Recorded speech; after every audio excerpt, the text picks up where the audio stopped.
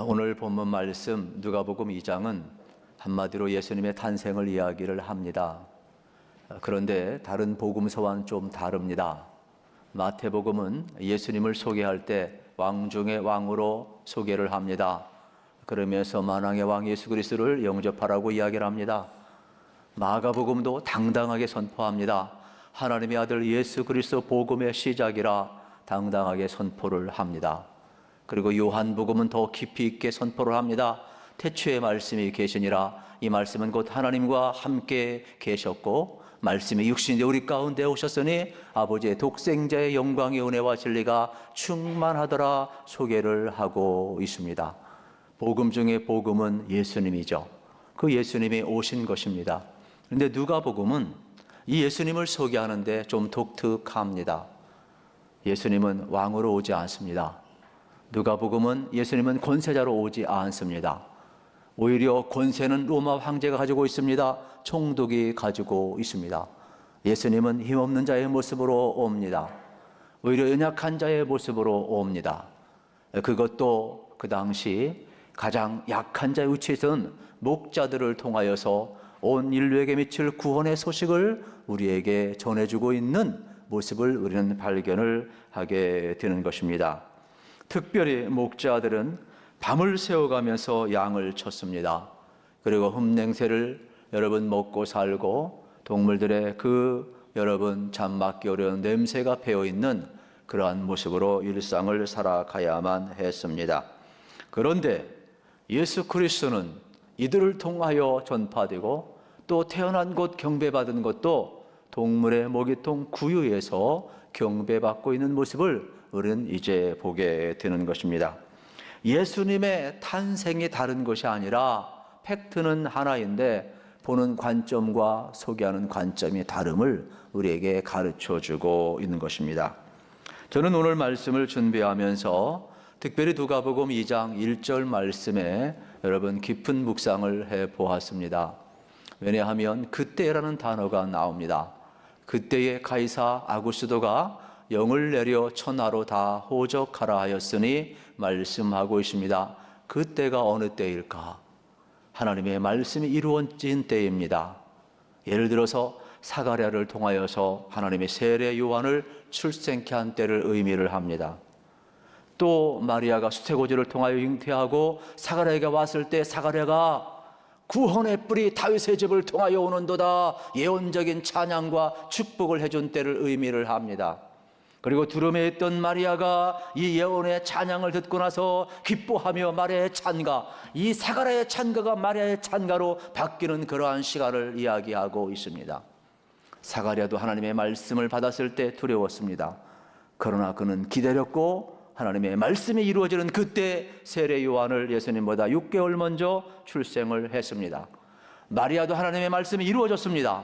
두려웠습니다. 그러나 그 말씀이 현실이 되고 이루어지는 그날을 기다렸기에 바로 아기 예수 그리스도를 탄생하게 되는 것입니다. 여러분, 우리도 기억을 해야 합니다.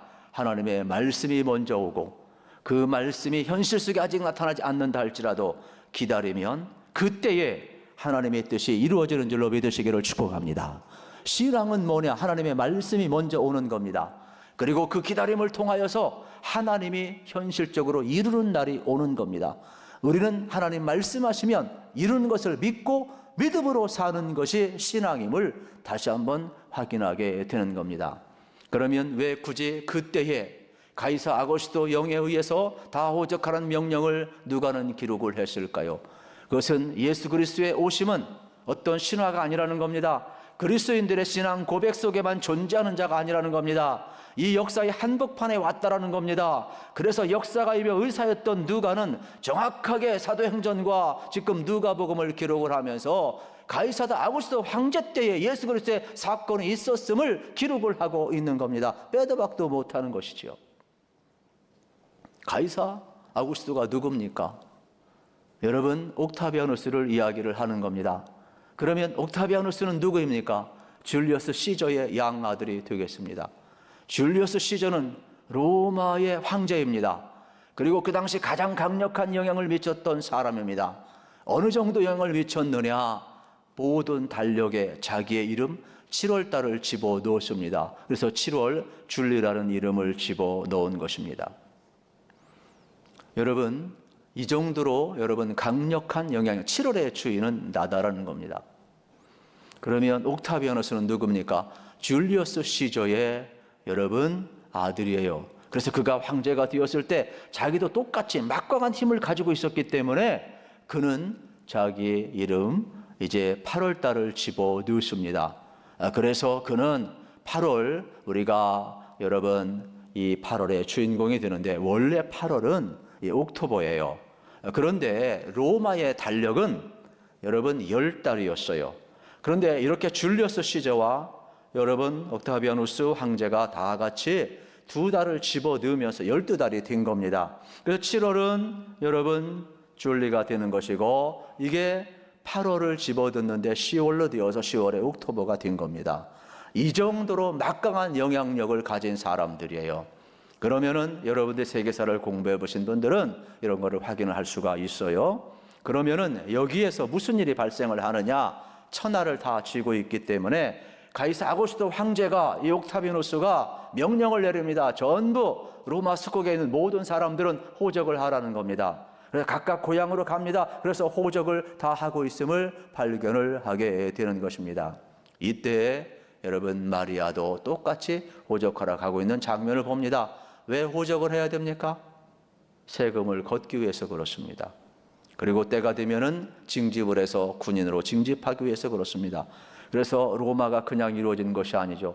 남은 것을 빼앗고 정복을 하고 착취를 하고 수탈을 해서 여러분 그들은 팍스 로마 군사력으로 세계를 억압하면서 자기들만의 여러분 팍스 로마를 추구한 겁니다. 이거는 진정한 평화가 아닌 겁니다. 이 일이 어느 때 이루어집니까? 2절 이하에 보면 여러분 구레노가 수리오 총독으로 되었을 때 이루어졌다라고 이야기를 합니다. 이때의 3절의 말씀에 보게 되면은 무슨 일이 또 벌어집니까? 모든 사람이 호적하러 각각 고향으로 가는 겁니다. 그래서 4절 말씀에 보게 되면은 여러분 요셉도 다윗의 집 족속이므로 갈리 나사렛 동네에서 유대를 향하여 베들레헴이라는 동네로, 다윗의 동네로 갔다 이야기를 합니다. 또 여러분 5절 말씀에 보면 이때 어떻게 마리아가 잉태한 모습이 나와요. 그 약혼한 마리아와 함께 호적하러 올라가니 마리아가 이미 잉태하였더라 말씀을 하고 있는 것입니다. 그러면 이게 얼마나 어려운 일입니까? 누구나 다 자기 안정된 집에서 출산하길 원하지. 여러분 불확실한 곳에, 그것도 멀리 가야 합니다. 어느 정도 가는 줄 아십니까? 지금 나사렛, 여러분 갈릴리 북쪽에 있는 나사렛 동네에 살고 있어요. 그런데 호적하러 가려면 다윗의 동네 조상, 여러분 남쪽에 있는 베들레헴까지 가야 해요. 그 길은 150km가 넘어요.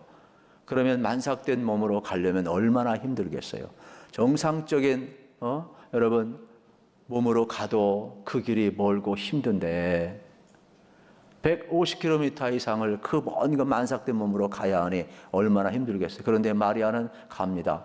왜 순종하며 갑니까? 하나님의 뜻을 이루기 위해서 그렇습니다. 이미 하나님께서는 마리아에게도 이야기했지만 그 전에 이사야 선지자를 통하여서 이렇게 예언의 말씀을 하셨습니다.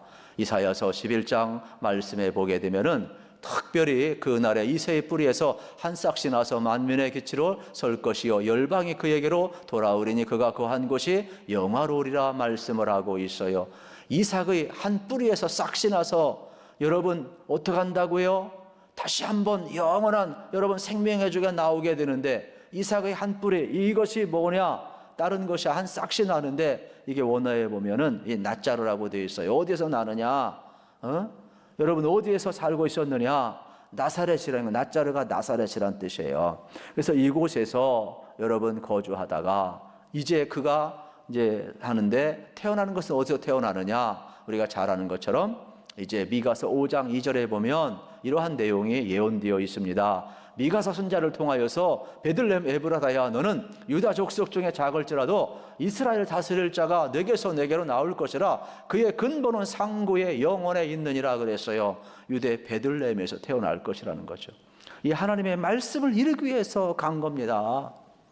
그러니까 여러분 우리가 성경을 볼 때 그때여라는 말은 하나님의 뜻이 이루어지는 때예요. 가이사 황제 아구스도 하나님의 뜻을 이루는 도구로 사용되고 있음을 봐야 됩니다. 호정명령도 하나님의 뜻을 이루는 도구로 사용되고 있음을 보아야 하는 겁니다. 목자들도 마찬가지이고 마리아도 마찬가지이고 지금 만삭된 몸으로 가기 싫지만은 가야만 하는, 여러분 순종하며 가는 이 길은 뭐냐? 하나님의 말씀이 이루어지는 순간임을 우리는 보아야 합니다. 우리가 어느 때 가장 행복하냐? 하나님의 말씀이 들려오고 그 말씀이 이루어지는 것을 경험하는 사람은요 정말로 행복합니다. 저는 목회하면서 하나님의 말씀이 깨달아지고 하나님의 음성이 들려오고 그 말씀이 이루어지는 현장, 그 삶을 살아날 때 얼마나 감격스러운지 몰라요. 우리 일생에 이러한 일이 한 번만 있다 할지라도 우리 인생은 완전히 달라지는 겁니다. 저는 여러분의 생애에도 여러분 그때 하나님의 말씀이 이루어지는 그때, 그 말씀의 그때를 이루기 위하여 우리 각자 다 다를 것입니다. 그러나 순종하며 그 길을 걸어간다면 반드시 우리는 하나님의 뜻이 이루어지는 것을 꼭 경험하게 될 줄로 믿습니다. 그래서 우리는 이러한 삶을 여러분 살아가야 되는 것입니다. 그러면 이러한 뜻을 이루기 위해서 6절 7절에 보게 되면 중요한 단어가 나오고 있습니다. 그게 뭐냐? 해산할 날이 되어서 구애되어 있다 말씀을 하고 있는 것입니다. 그러면 해산할 날에 구애되어 있다, 이 베들레헴에 태어나서 베들레헴 여러분 구애되어 있는데, 이 베들레헴이라는 뜻은 어떤 뜻이느냐? 이 벳이라는 뜻은 집이라는 뜻이에요. 레헴이라는 뜻은 떡이라는 뜻이에요. 그러니까 베들레헴은 떡집이라 이런 뜻이 되겠습니다. 그러면 예수님이 이 구유에 누여 강보에 쌓여 있었는데 이건 뭘 의미하느냐? 여러분 먹이통에 누워 있다는 것은 예수님이 생명의 떡으로 오셨다는 겁니다. 생명의 주로 오셨다는 겁니다. 그래서 누구든지 예수님을 먹는 사람은 다시금 사는 겁니다. 죄와 사망에서 생명으로 옮겨지고 영생을 얻는 것이 되겠습니다. 그래서 예수님은 우리에게 참 생명으로 오신 것이죠. 우리가 성찬식을 할 때마다 주님의 살과 피를 먹으면서 여러분 우리가 무엇을 얻습니까? 영생을 우리가 누리는 것 아니겠어요? 우리가 주님과 연결되면서 우리 날마다 예수님으로 여러분 살아가는 귀한 은혜를 누리게 되는 것입니다. 저는 요즘 하나님이 참 불쌍히 여긴다는 것을 많이 느껴요. 얼마나 하나님의 은혜인지. 그래서 저는 요즘 하나님의 권능과 하나님의 긍휼이 무엇인지를 자꾸 경험을 해요. 하나님의 권능으로 붙드는구나. 하나님의 긍휼로 나를 붙드는구나. 하나님의 은혜가 임하니까 말씀이 믿어지고 그저 말씀을 묵상할 때에도 이 말씀대로 될 것을 확신하게 되는 겁니다. 저는 여러분들도 이 목자들처럼 하나님의 긍휼하심을 입기를 축복합니다. 그리고 하나님의 말씀이 잘 믿어지기를 우리 주님의 이름으로 축복합니다. 놀라운 사실은 15절입니다. 천사들이 떠나 하늘로 올라가니 목자가 서로 말하되 이제 베들레헴으로 가서 주께서 우리에게 알리신 바 이루어진 일을 보자. 천사는 떠나갔습니다. 이제 목자들은 자기 일하면 끝나는 겁니다. 그런데 그들은 그렇게 하지 않았어요. 조금 전에 천사가 말했지. 지금은 천사 보이지 않아요. 그런데 그 일이 이루어진 일을 보자라는 거예요. 이거는 믿기 때문에 여러분 가능한 거예요. 그냥 지나치지 않고 여러분 하나님의 말씀을 그대로 믿고 지금 확인하러 가고 있음을 발견하게 되는 것입니다. 밤을 새워 양을 치다가 꿈꿨다 환상 봤다 헛것 봤다 하지 아니하고 베들레헴으로 가서 우리에게 알리신 바 이루어진 일을 보자 하고 있는 모습은 그대로 천사가 전하는 말을 믿었기 때문에 액션이 나오는 것 아니겠습니까?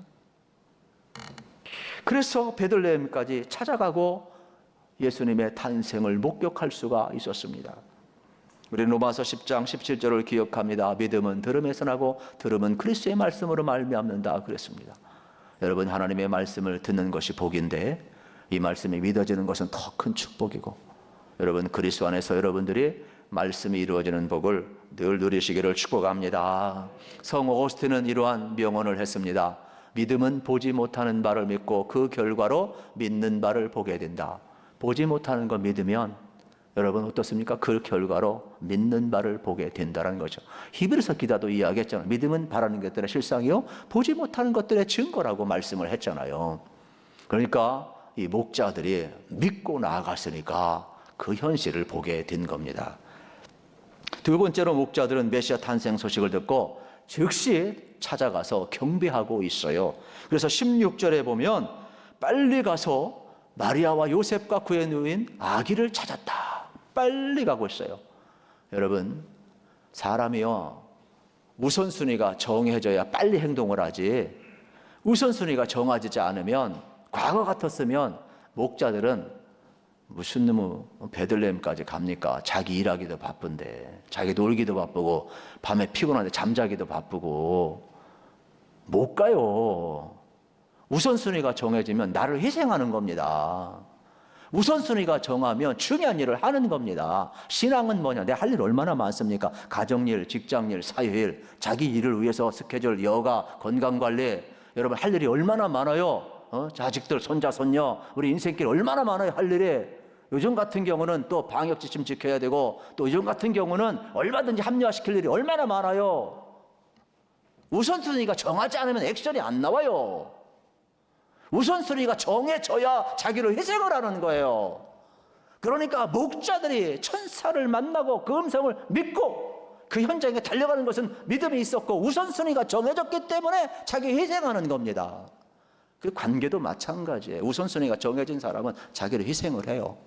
다 바쁜 사람들이에요. 안 바쁜 사람이 어디 있어요.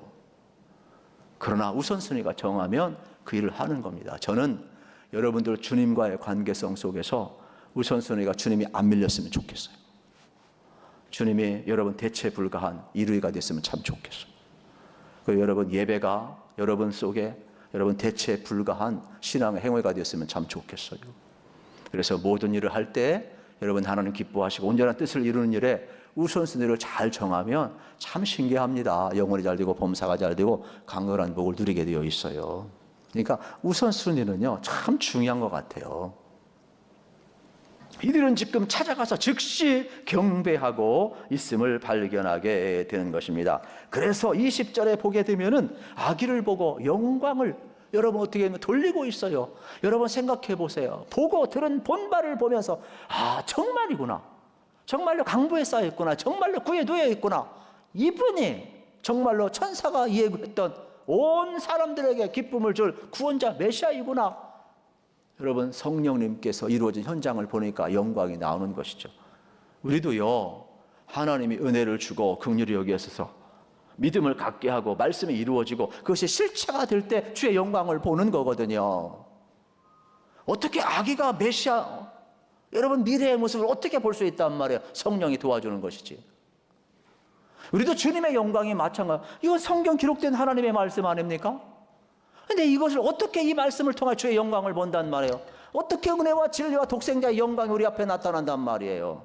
이거를요 믿음으로 나아갈 때 성령님은요 이거 실체가 되는, 그래서 말씀이 여러분 육신의 우리 가운데 오시는 것처럼 말씀이 이루어지는 그 실체의 능력, 현실이 되고 여러분의 삶을 변화시키는 능력이 보게 되는 거예요. 그때 하나님의 영광이 드러나는 겁니다. 관념이 아니에요. 실제이지. 그래서 목자들은 철저하게 이렇게 하나님께 영광 돌리고 있음을 우리는 볼 수가 있습니다. 세 번째로 목자들은 하나님의 긍휼하심을 입고 이 탄생의 기쁜 소식을 다른 사람들에게 전하고 있다는 사실이 되겠습니다. 17절을 보세요. 같이 한번 읽읍시다. 보고 천사가 자기들에게 이 아기에 대하여 말한 것을 전하니. 여러분 천사가 말한 거 자기들이 본 것을 전하는 거예요. 생각해 보세요. 맨날 험담하던 사람이에요. 맨날 신세 타령하던 사람들이에요. 맨날 주인 욕하고 세상 욕하고 경쟁에서 밀려있고 밤에 넋두리 하면서 사는 사람들이에요. 그냥 하늘을 벗삼아 하늘을 지붕 삼아서 그냥 빈들에서 사는 목자들이에요. 무슨 놈의 기쁨이 있겠어요. 어쩔 수 없이 목숨 붙었으니까 사는 거지. 무슨 놈의 희망이 있겠어요. 여러분 가장 밑바탕에서 사는 사람들인데, 사회 인식도 안 좋은데, 몸도 맨날 냄새나니까 정상적인 생활도 할 수도 없어요. 그래서 끼리끼리 신체 타령만 하고 사는 이들에게 여러분 천사가 나타나요. 그리고 이들에게 여러분 예수의 탄생 소식이 알려져요. 그러니 얼마나 기뻤겠어요. 세상에 나 같은 사람을 찾아온다. 이들은 자기 자랑할 게 아무것도 없어요.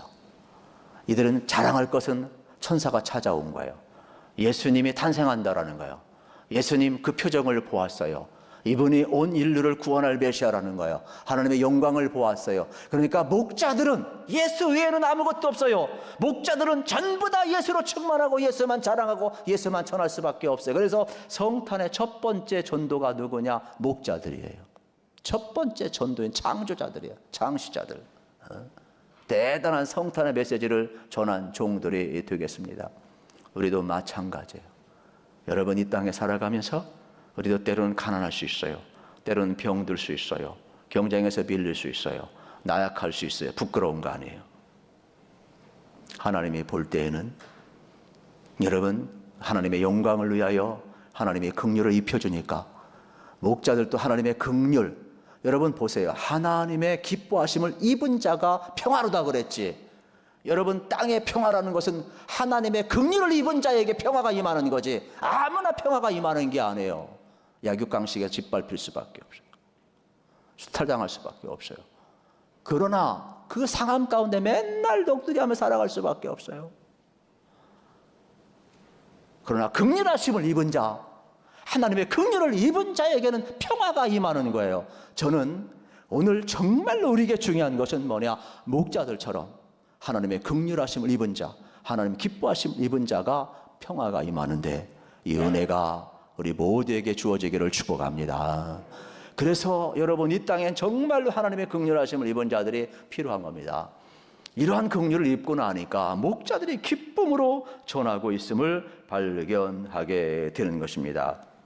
그러면 이 기쁨의 소식을 여러분 전했을 때 세상의 반응은 두 가지인데, 18절에 보면 수많은 무리들이 놀라고 있어요. 듣는 자가 다 목자들이 그들에게 말한 것을 듣고 놀랐다. 그냥 그래? 야, 너희들 대단한 경험을 했다. 그냥 박수치고 끝나는 거예요.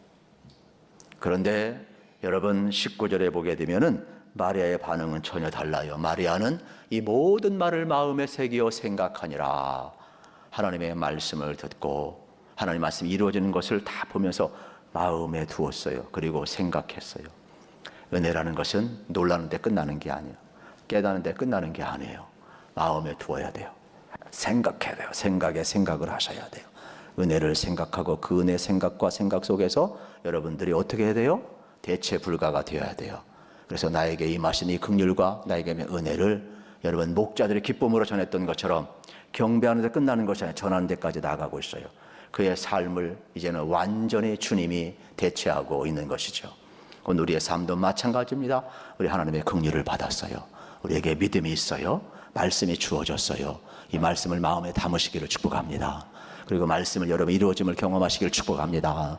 그리고 이것을 잘 전하면서 여러분 살아가는, 그래서 이 성탄의 소식이 정말로 하나님께는 영광이고 우리에게는 긍휼하심을 입은 자가 되어서 진정한 평화가 임하는 이번 여러분 대림절이 되시고 또 주오심을 받은 또 성탄절이 꼭 되시기를 우리 주님의 이름으로 축복합니다.